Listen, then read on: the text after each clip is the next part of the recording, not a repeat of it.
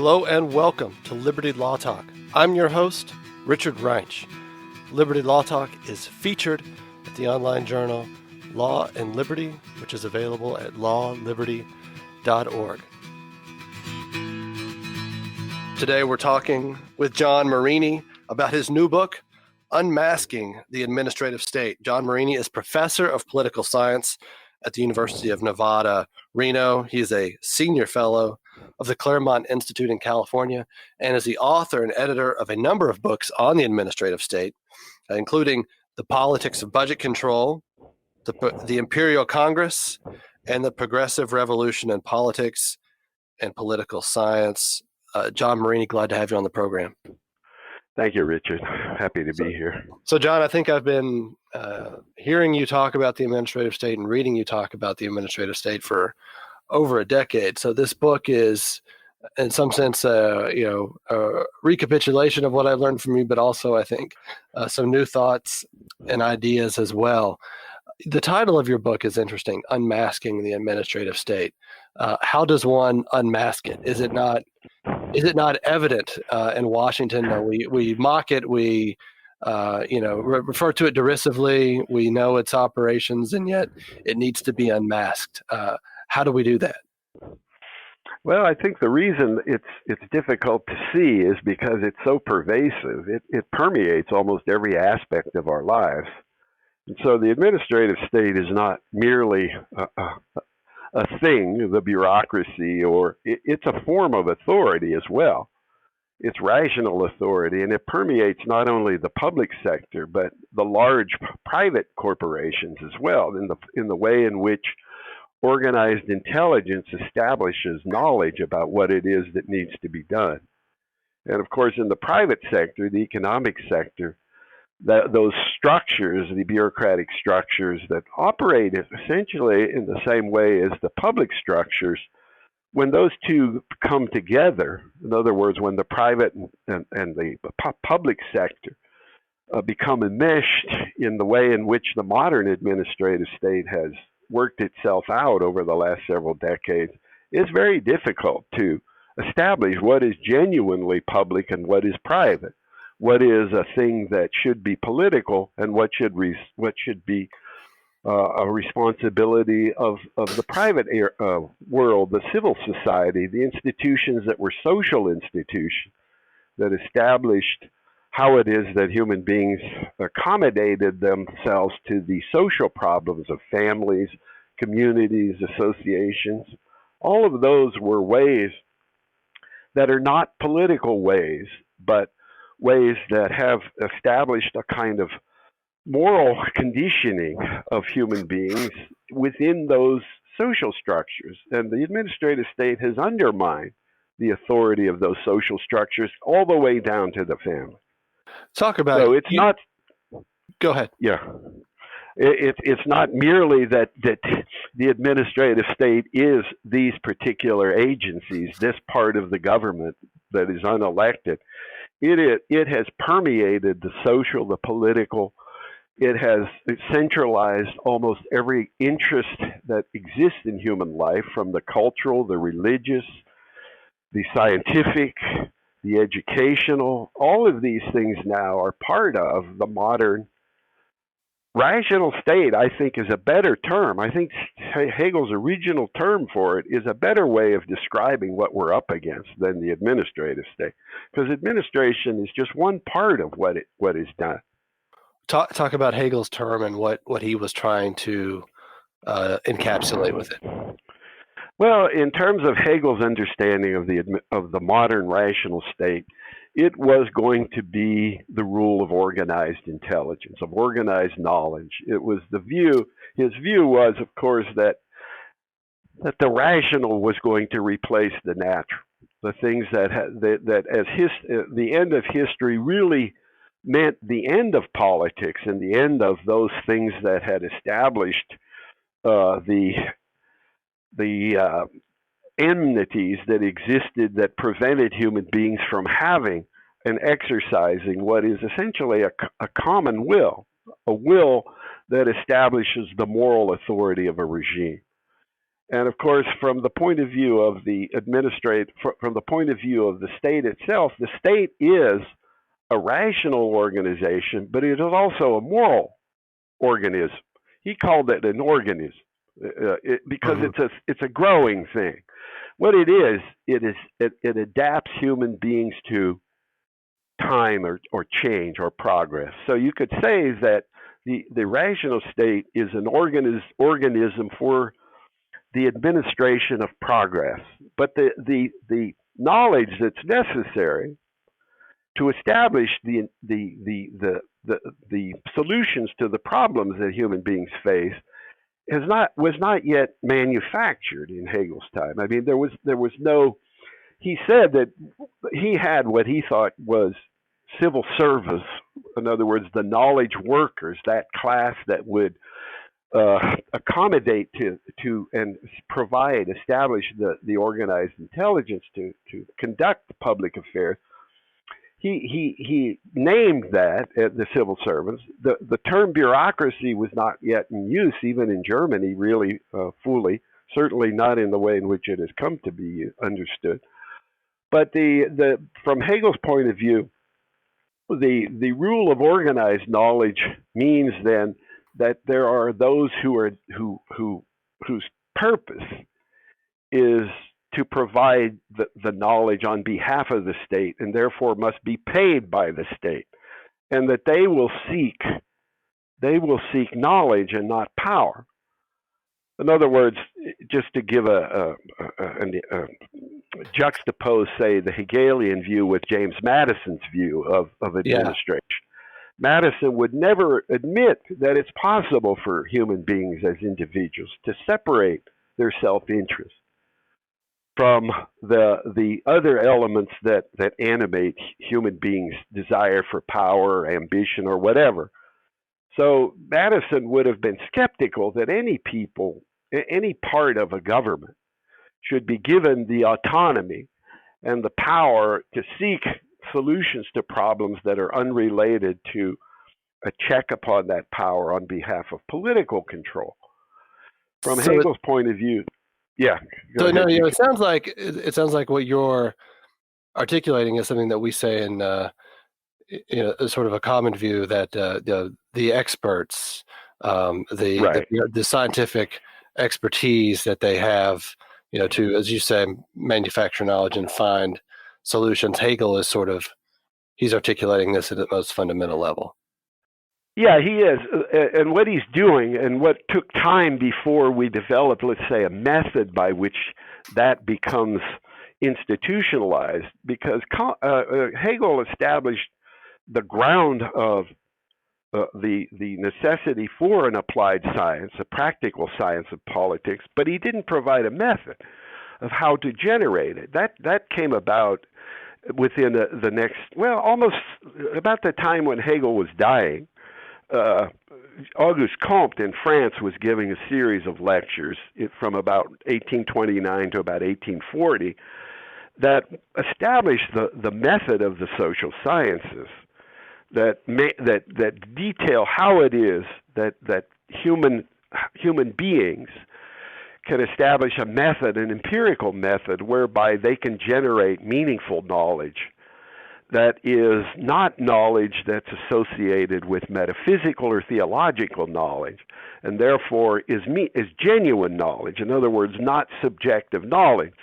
That required, of course, the separation of knowledge that is empirical or factual from the opinions that are primarily values. Mm-hmm. And of course, the only meaningful knowledge and the knowledge that is genuine or objective knowledge is going to be derived from the empirical method. And of course, Comte had established what he called the queen of the sciences for human beings. He called it first social physics, subsequently called it sociology, which was going to be really the science of society. So rather than politics being the highest science, as in Aristotle or in Madison or the founders, of course, what is going to be the directing science, of course, is the science of society itself, sociology. So once Comte created the science, once Comte showed how it is that knowledge of the human mind goes through these various stages. First, the theological, then the metaphysical, and finally, the positive stage of understanding. Positivism becomes the method of all knowledge generated in modernity, including the law.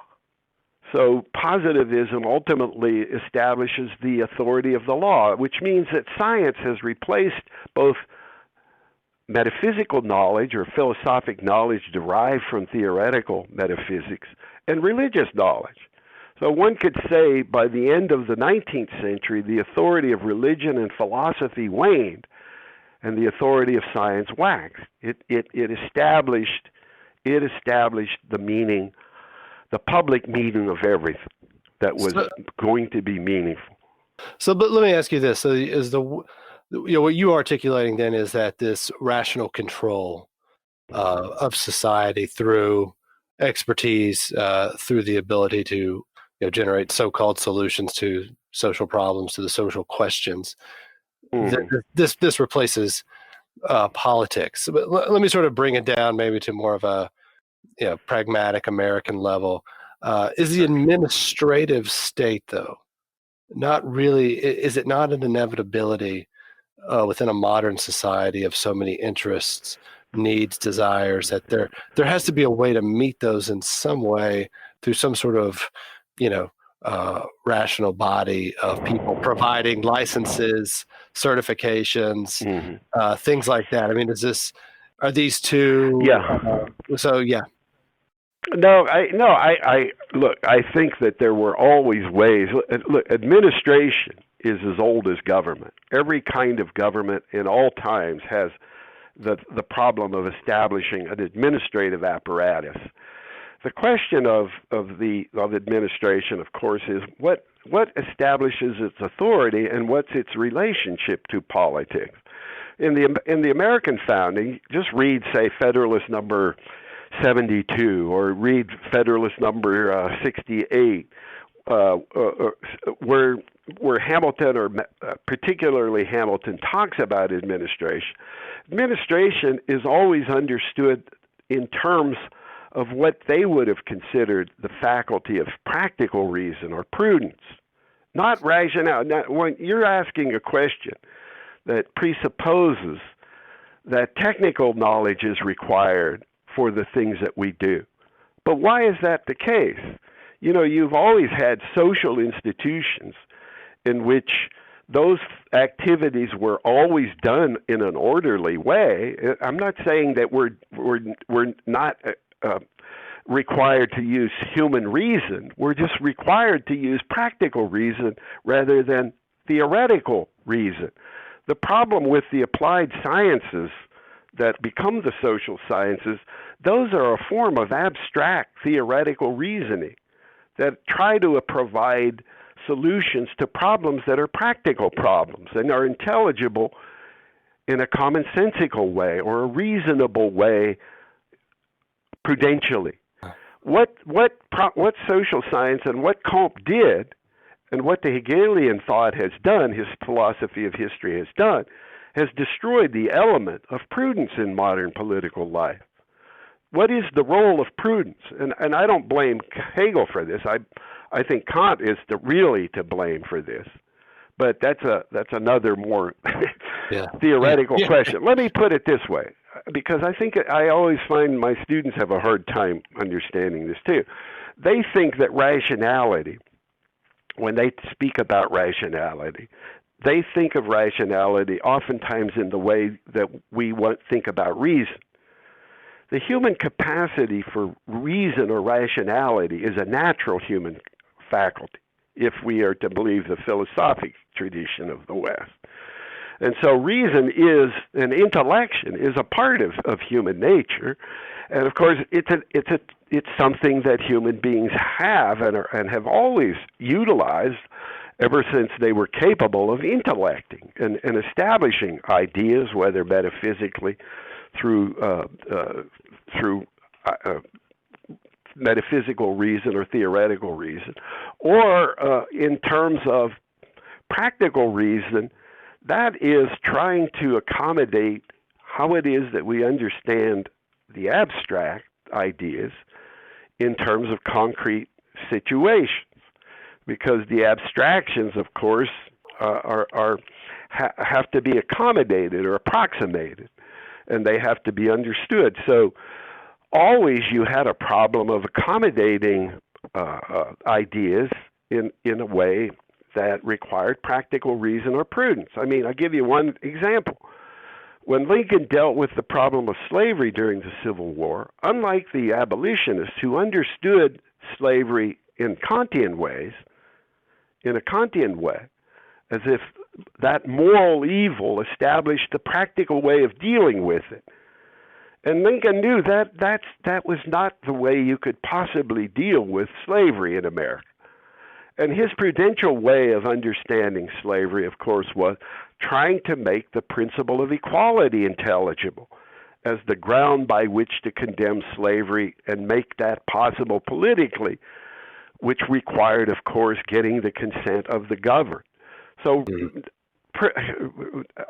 Lincoln's use of prudence is a perfect example of practical reason in operation that made it possible to actually deal with slavery in a way that had the abolitionist view that moral indignation that was established without the necessity of thinking about this politically and prudentially would probably never have been able to succeed in America.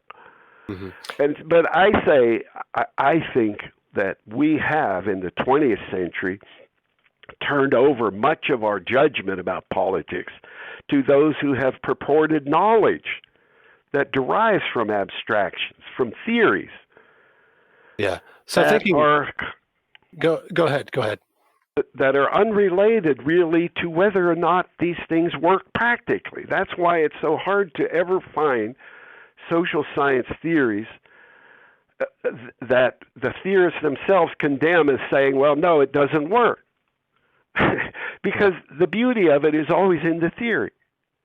Yeah. And they always have an excuse as to why it doesn't work. Well, we didn't get enough money or this or that or whatever. Yeah.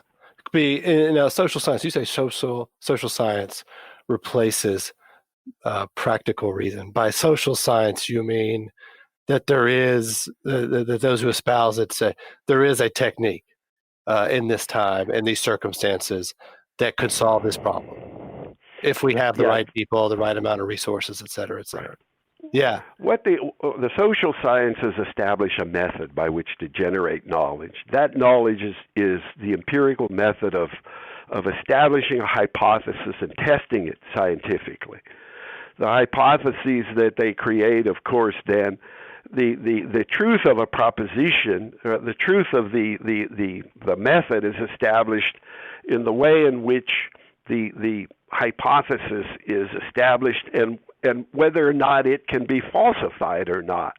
In other words, it's the method itself that reveals the reality of what it is that one is trying to study. The empirical method, in other words, says that the only genuine or meaningful knowledge is knowledge derived from this scientific method. It can't be knowledge derived from the abstractions of philosophy or religion, which had for so many thousands of years tried to deal with these moral problems that they had understood as moral problems and never were able to solve. Because when you think about what the social sciences in their origins purported to be able to do, is to solve every human problem through the use of science in a manner in which it could never have been done through philosophy or religion.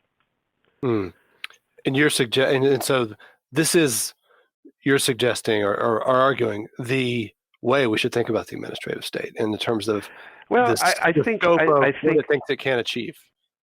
Yeah, I think what you have to understand is so much of our educated class that comes to become part of the administrative state is their knowledge is derived from a specialized area of study and not from the practical activity of the things that actually or the experience of the things that they have to deal with.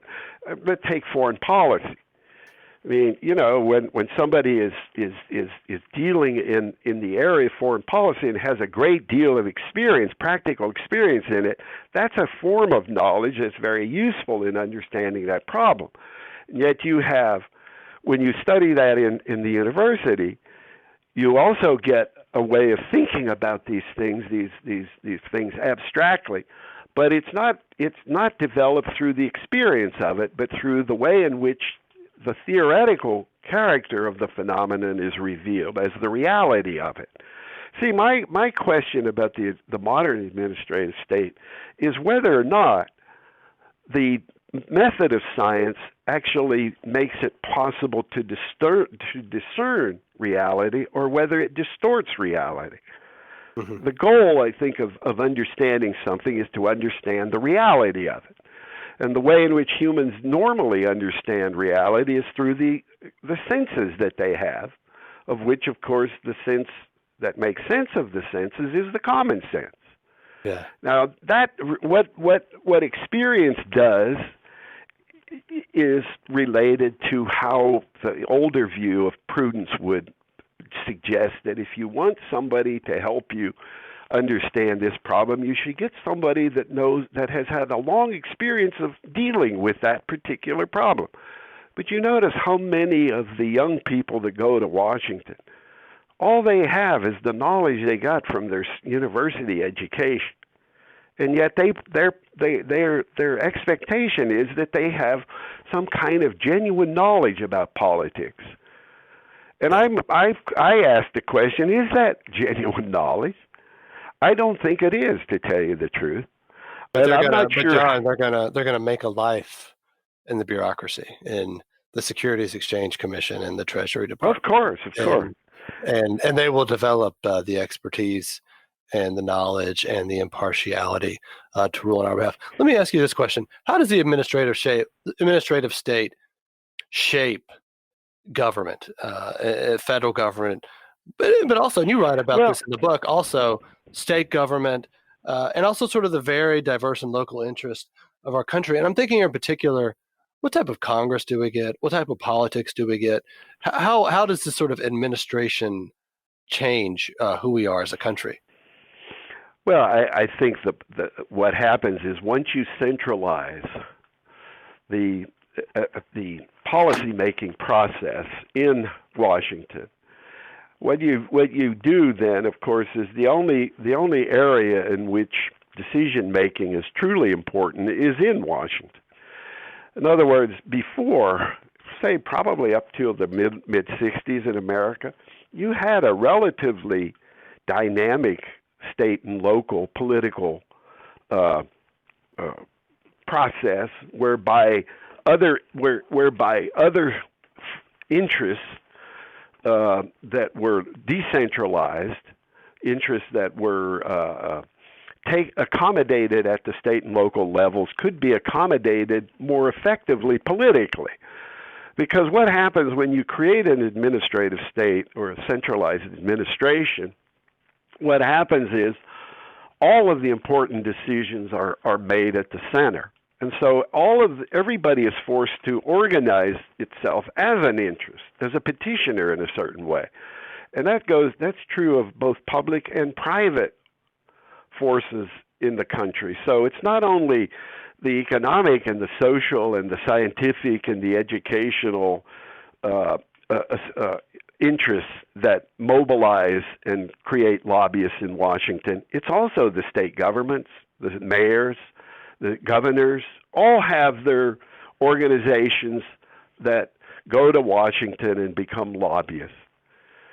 But the question that I was trying to get to in the earlier discussion is so much of the way in which these questions are posed, the way the dilemmas of how to manufacture knowledge about these things is no longer in the political realm. It's put into the hands of those who supposedly have the expertise in terms of dealing with that particular situation. Reading your book, it's interesting. We hear, particularly from conservatives, classical liberals, why doesn't Congress do anything anymore?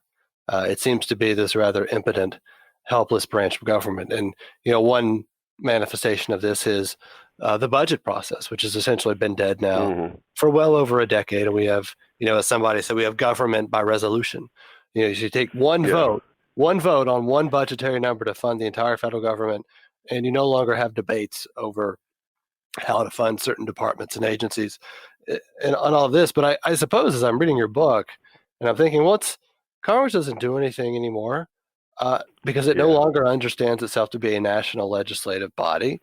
And at the level of budgeting, and this is, I think, in part related to the administrative state, most of the budget is off the books, or not off the books, but it's on autopilot. It was like a rather, And so in a way, the administrative state and Congress is a part of this. It's created it, and it sees itself, as you write throughout the book, sees itself as a way to kind of curry favor, but no longer sees itself as a deliberative policy-making body. Maybe talk about that too, because it seems to me this is... Well, I think what that means is that when you have that process that reveals itself in the necessity of having only a few leaders decide what it is in the budget that's going to be retained as the final budget, what you're really saying is that the budget has already been created by the bureaucracy. And what you've got at the end of the process is you've got just a few leaders. You've got the president and a few of his advisors. You got the Senate Majority Leader and a few of his advisors, and the Speaker of the House and a few of their advisors, as those who say this has got to be what the final budget is. And then the members simply have to acquiesce or close the government down. I mean, what that means, though, is that the bureaucracy has established the budget. And without a great deal of oversight. You see, the problem with the Republicans since the 90s is that they're not even very good at oversight anymore. And by centralizing, when they had control, they weren't as good as the Democrats were in the 70s and 80s at controlling the bureaucracy through the uses of congressional power, because that required decentralizing the power of the legislative body and giving a good deal of power to committee and subcommittee chairs over certain elements of the bureaucracy. When the Republicans took control in '94, they wanted to try to get rid of the administrative state in a certain way or lessen its influence, and Newt Gingrich thought he had to do that by centralizing power in the Speaker. And that meant, of course, making the legislative branch something akin to a parliamentary system, except you had a president. And of course, in the way in which Congress and the president interacted in the 90s, particularly with that closing of the government under Clinton, the Republicans lost that battle. But what the Democrats learned, and the Clinton administration revealed, was that before, in the 60s and 70s, Congress really dominated in terms of how the administrative state performed. But after the 90s, what Clinton realized, when he said the era of big government is over, I think he meant it. What he really meant, though, was now is the era of big administration from the executive side. You see, the executive was always a foe in the earlier period. Nixon and Reagan were foes of the administrative state. And of course, so the Congress was the defender of the administrative state. Once the executive realized that they could direct the administrative state from the executive branch through executive administrative orders and signing statements and all the various ways that you could use the administrative power of the presidency, of course, then the executive branch became a central player in the administrative process in a way in which it had not been prior.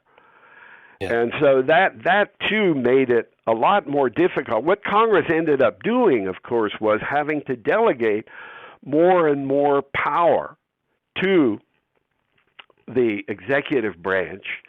And in doing that, when the administrative state was expanding, in doing that, you have to give discretion to the executive because you can't administer these things directly from the legislative branch. The best you could do is what the Democrats were doing in the 70s and 80s. And I don't say I'm in favor of this, but I'm saying if you're going to have an administrative state, it's better that Congress have some control, and I mean Congress as a body, have some control over the bureaucracy. But you can see in our time, the bureaucrats don't even fear Congress anymore. No. Just go back and look at some of those congressional hearings in the 60s or 70s or any earlier time and see how the bureaucrats look at Congress compared and how they act before Congress compared to, say, any of the recent ones. They're just completely arrogant and contemptuous of Congress.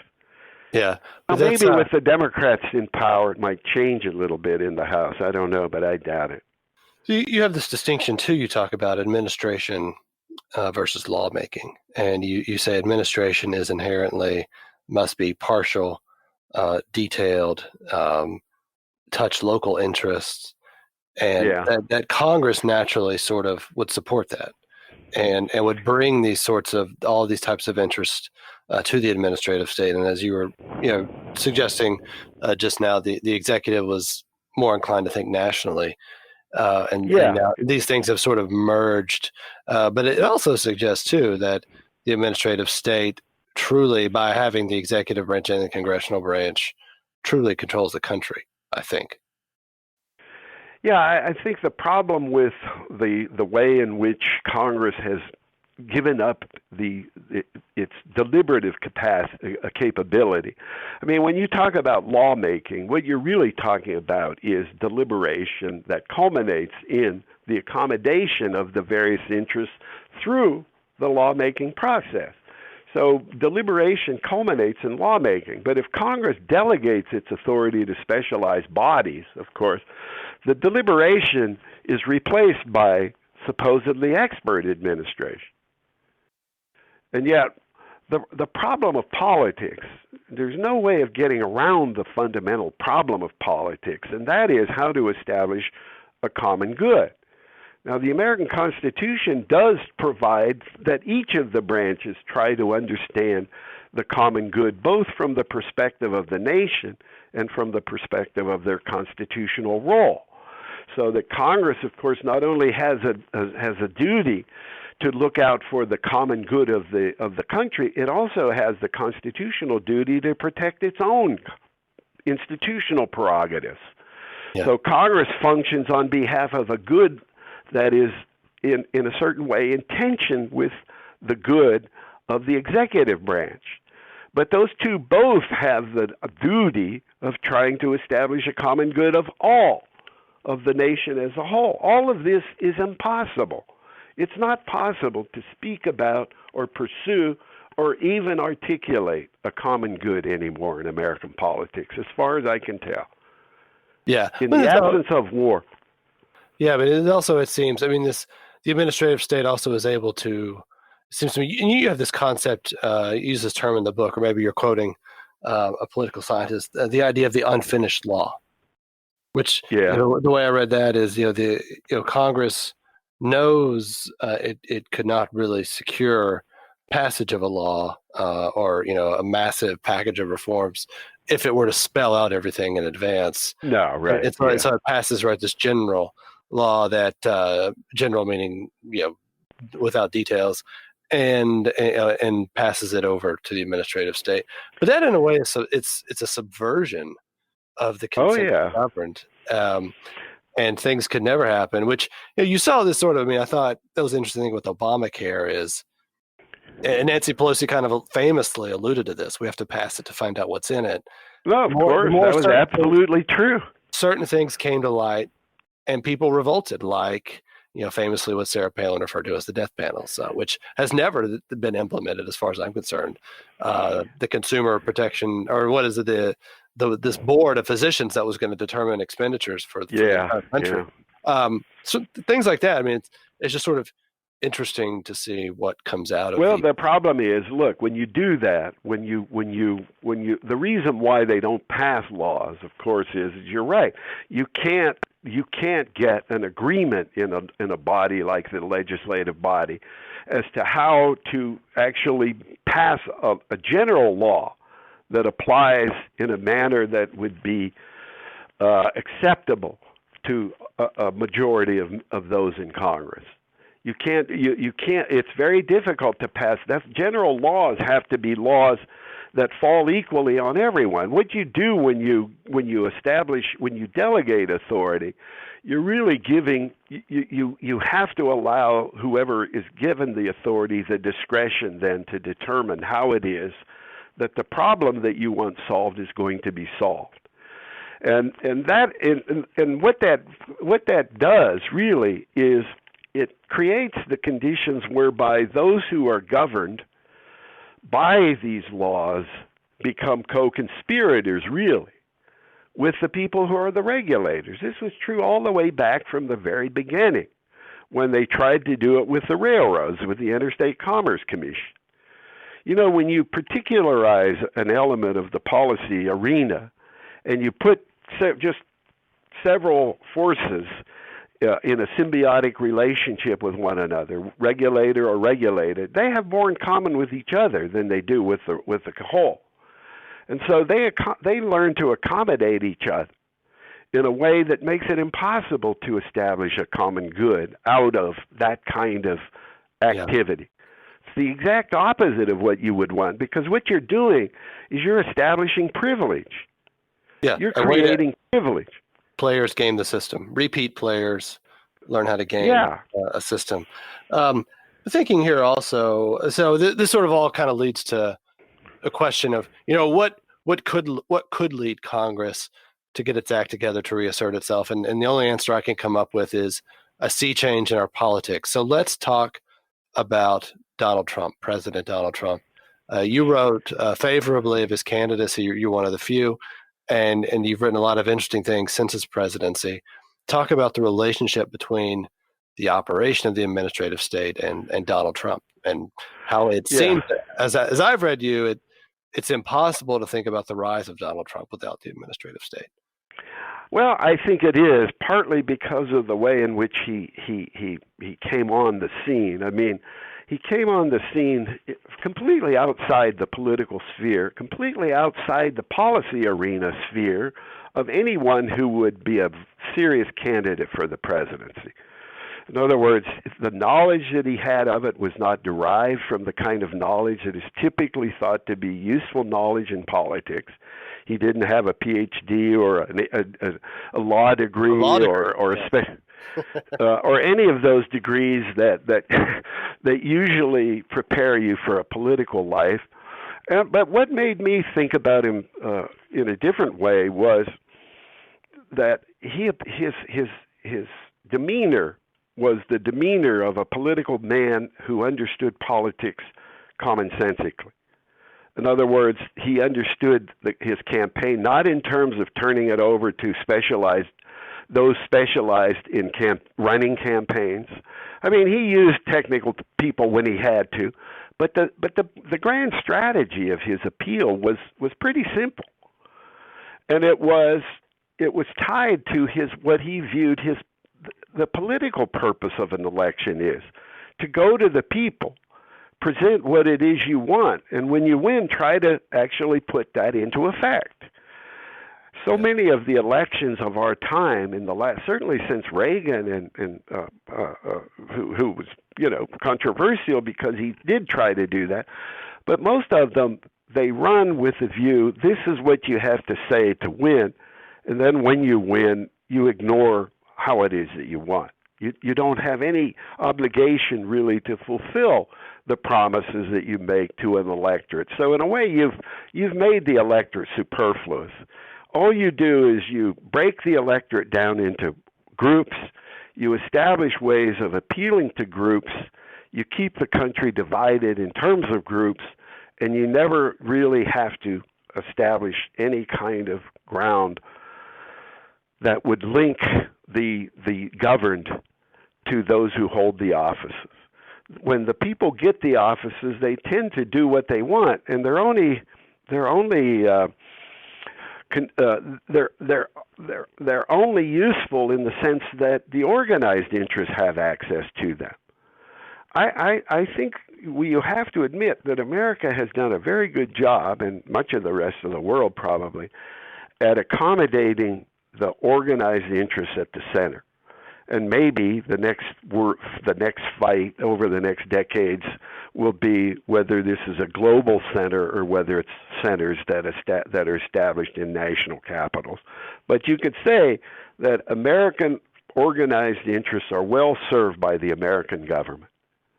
Yeah. They're well served with access to Washington. They're well served with being accommodated by every element of the American government, from the legislature to the executive branch to the courts to the bureaucracy. So it's a government in which the established players have a good situation. Yeah. And I think they don't want that situation disturbed. And so they have been oblivious, really, to the reality of American politics over the last several decades. I think what really precipitated the crisis that Donald Trump comes to try to address is I think, mismanagement of American politics after the end of the Cold War.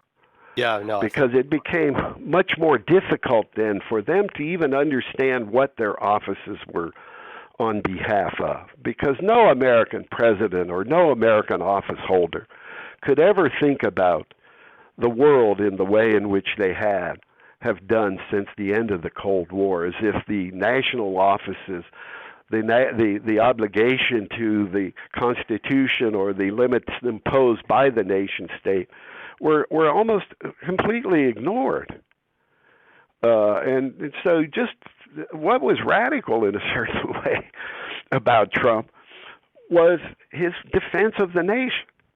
Yeah. And it was in the defense of borders, all of the defense of citizenship, all of those things that are attributes of the sovereignty of the people that had been, in a sense, just completely overlooked by the elites, and who have overlooked all of the social turmoil that was resulted in the way in which we accommodated the end of the Cold War by allowing American companies to profit abroad from cheap labor and make huge fortunes in America without even using their capital on behalf of the good in America. Whatever you say about the robber barons or the so-called wealthy of the 19th and early 20th century, they benefited their country as well as themselves. Whereas you can see that the wealthy elite in America now don't even have that necessity imposed on them, that their wealth be used on behalf of a good of their own country. Yeah. So all of these things were ways in which I think Trump, knowingly or unknowingly, seemed instinctively to be able to figure out that these are problems that can be solved and can be solved differently. It also dogmas like, I was going to say, seen in an immediate sense too, Donald Trump the most effectively responded, and part of this was sort of his brutal language, but to the way that Barack Obama used the administrative state. Not that presidents since its creation have not used it, but Barack Obama seemed to be willing to play in almost a Carl Schmittian political way with the administrative state to punish opponents. And I think the contraceptive mandate, immigration, subverting welfare reform, all of these the ways in which, there's several more that come to mind. But it was he was deliberately saying to his opponents, I'm going to rub your face in the fact that you lost to me. And that, as we know, psychologically, politically, did not go over well. But yet, what conservative politician was really responding to it? Well, I don't think any were, but I think the biggest problem that Trump had, and this is a problem that I have been also arguing about over the last 40 years, and that is, of course, who shapes public opinion in America. The elites that shape public opinion are the same elites that are the defenders of the administrative state. They are the professional classes. Mm-hmm. And the professional classes and the intellectuals really are those who establish what is authoritative public opinion. And public opinion has in a certain way responded to the forces of political correctness that made it very difficult to try to appeal in the way in which Trump did without taking on the press, without taking on that media, that medium between the people and the office holders. That whoever directs how it is that, or what it is that's permissible to talk about in an election is already ruling the country, right? Yeah. They're already in charge of what you can say and how you can appeal. No president, no candidate for the office has been willing to take on that force. Now, other presidents prior didn't have to do it because it wasn't clear as it is in Trump's time. But it was very clear that Nixon understood the importance of a hostile press. Reagan understood it. It wasn't as uniformly hostile then to the things that somebody who's opposed to the administrative state would be in our time. But it clearly was something that is very hard to know how to fight. How do you come into the political arena that has already established the authorities? These are the authorities, the elites that determine what is respectable in political or public life. And Trump comes along and he basically says none of this is respectable in my view. And here's a guy who has no political office. He comes to be understood, and he's identified not by his political persona, but by his persona, his private, personal persona. And so the objection to Trump that many had right at the beginning, which were private, have persisted because he's not judged by what he is, by politics in the way in which most of the people that behaved as Trump behaved in their private life never had their politics judged by their private life, the other way around. Clinton's private life was judged by his political, and by the understanding of him politically. And yet with Trump, it's the opposite, right up to now. Even after 2 years of doing something, those people who judge Trump right from the beginning personally, privately, in terms of what they perceive as his character, still do it. They can't disassociate that. And yet, when you think about Trump, or you think about how American politics established the way we understand somebody, if you think that every president, if you judge them by the partisan character of the election, just think of how Jefferson and Adams would be understood in the election of 1800, if that was how you did it. It's very hard to judge political people by partisan elections, because everything and so it's one of the great difficulties is Trump is, how do you judge the guy? How do you judge him? I mean, we live in a time when character has very little meaning in the old sense of the term, because character presupposes the ability to distinguish vices and virtues. Well, and hence the authorities you were talking about. So how do you judge someone? How committed are you to fighting climate change? How committed are you to sure, all of that. How committed are you to this group politics, identities, all of this sort of business? And Trump makes none of the right moves in that regard.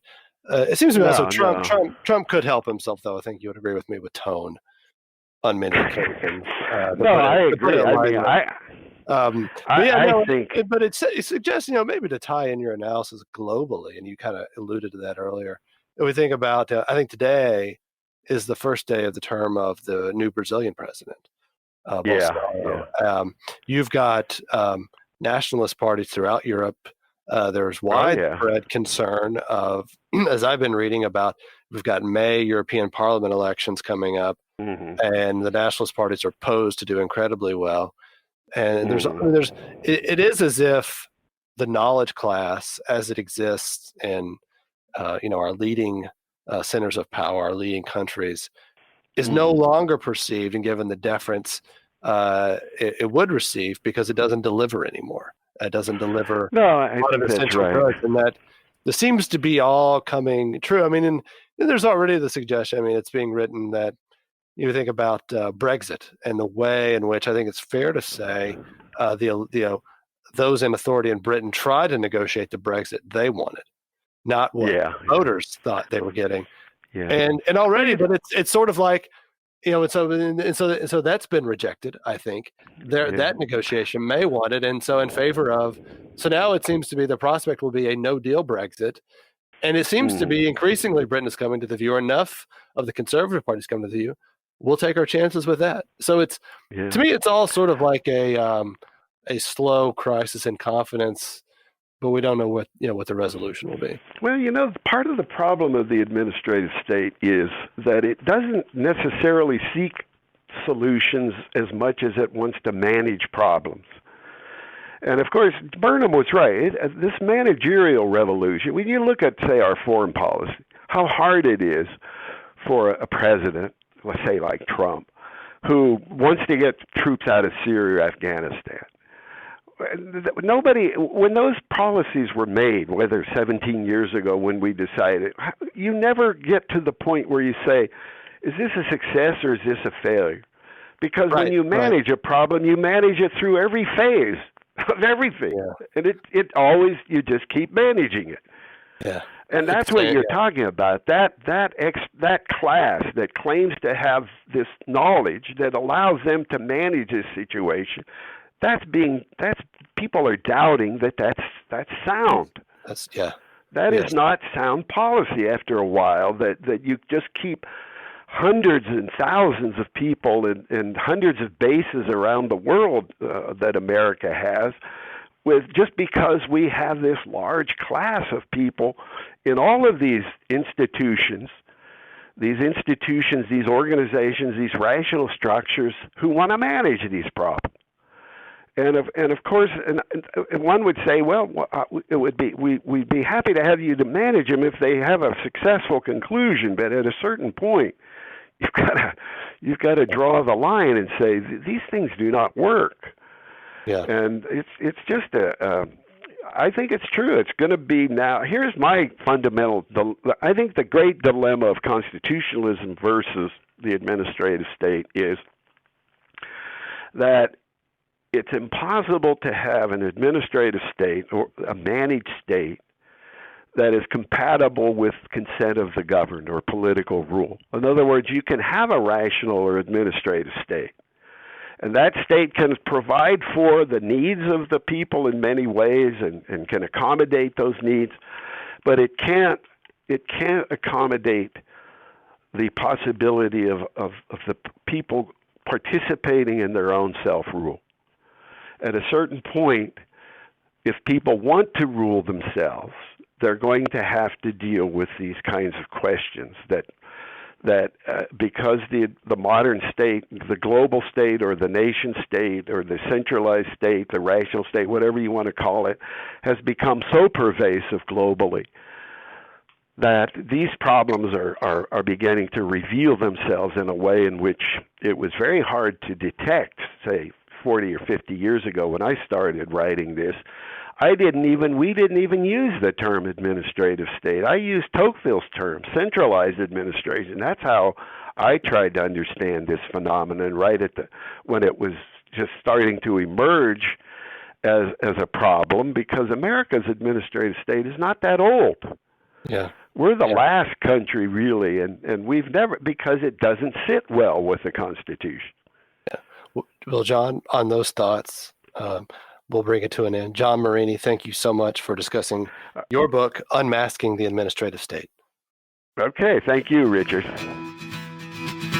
This is your host, Richard Greinch, and you have been listening to a podcast that can be found at libertylawsite.org, where you can subscribe, comment, and find other episodes and links related to today's conversation.